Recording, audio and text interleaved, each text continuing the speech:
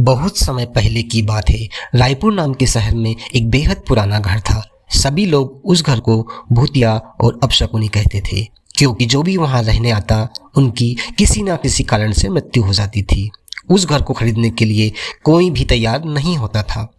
एक बार समीर नाम का आदमी उस घर को सस्ते दाम में खरीद लेता है और वह अपने बेटा बेटी शीतल और अमन के साथ वहां रहने आ जाता है। घर में शिफ्ट होने के थोड़े ही दिन में समीर को अपने आसपास अजीबोगरीब घटनाएं घटित होने का एहसास होने लगा।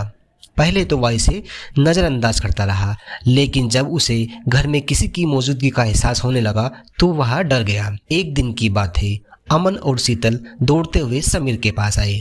अमन कहने लगा, जब मैं वॉशरूम में गया तो पानी अचानक बंद हो गया और उसने वहाँ सफ़ेद कपड़े में एक औरत को देखा जो उसे बहुत डरावनी लग रही थी।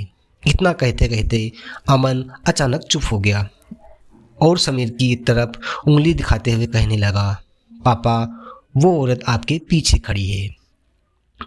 अमन इतना कहकर डर से चीखने लगा। समीर तभी झट से अमन और शीतल को उठाकर उसी वक्त घर से बाहर निकल जाता है। अमन छोटा था और बहुत सहम गया। उसका डर भगाने के लिए समीर ने उसके लिए एक बिल्ली खरीदी।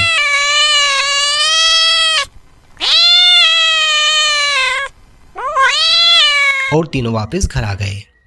एक रात जब तेज बारिश में अचानक घर की लाइट चली जाती है, समीर ने घर से झांक कर देखा तो आसपास के सभी घरों में बिजली थी सिवाय उनके घर के। तो उसे लगा कि जरूर पावर सप्लाई में कुछ न कुछ गड़बड़ी होगी। इतने में समीर को अमन और शीतल के जोर जोर से चिल्लाने की आवाज़ आती है। समीर दौड़ता हुआ टार्च लेकर उनके पास जाता है।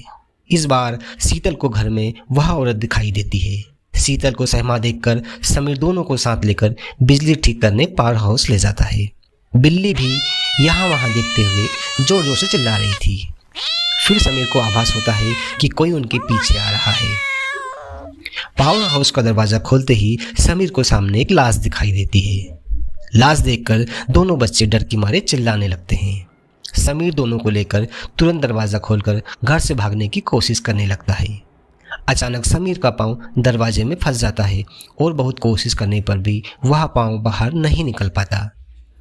दोनों बच्चे अपने पापा को बाहर खींचने की कोशिश करते हैं, लेकिन काफ़ी प्रयास के बाद भी समीर बाहर नहीं निकल पाता।